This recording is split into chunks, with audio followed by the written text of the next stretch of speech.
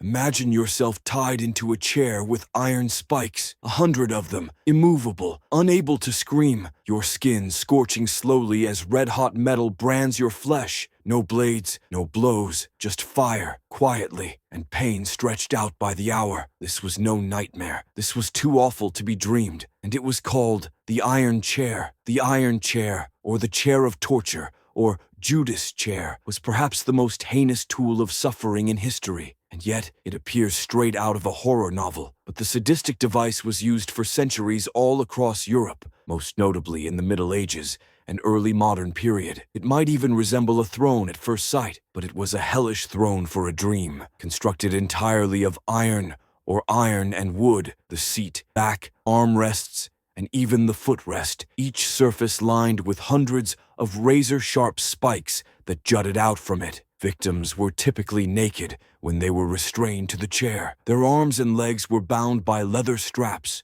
or metal clamps so that any movement drove the spikes deeper into their flesh. This was merely the beginning, however. Once the victim had been tied into the chair securely, executioners would begin to set the fires at the bottom of the chair. The metal would start to glow, burning the victim alive from the bottom up. Unlike some of the torture devices that were used for interrogation, the iron chair was very much an event for spectators. Maximum humiliation, maximum fear, and maximum agony. It was not immediate. Victims lingered for days, bleeding, screaming, convulsing, before the heat incinerated their bodies or their organs failed from shock and trauma. Sometimes, in other cases, the spikes were not even sharpened, just blunt enough to inflict torturous pressure, so the skin wouldn't be torn immediately, but would slowly split open as the body died and writhed. The psychological anguish was no less cruel. Most of the victims died even before they stepped into the chair, due to sheer fear. The prisoners were sometimes made to witness other prisoners being tortured first,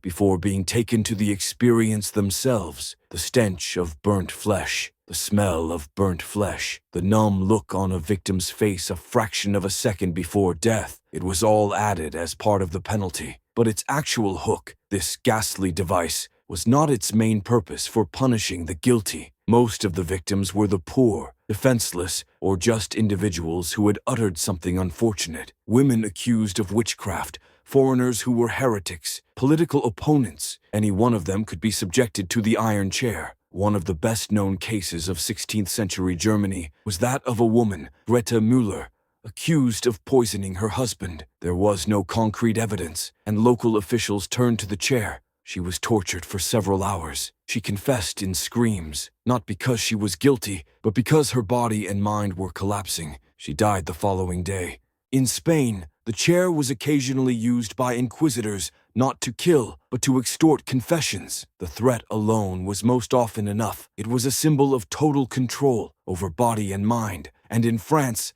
several versions of the iron chair actually featured iron manacles that cracked bone while the fire burned below. And worst of all, this was not exclusive to a century, not even a country. Italy, Germany, Spain, and even Eastern Europe had all had recorded cases of spiked chair use in all their torture chambers. To local palate, in some, spikes were only on the seat, preventing victims from being even slightly moved or threatened to push them further in. It was not a weapon, nor even a physical one. It was psychological warfare. It destroyed communities. It still whispers.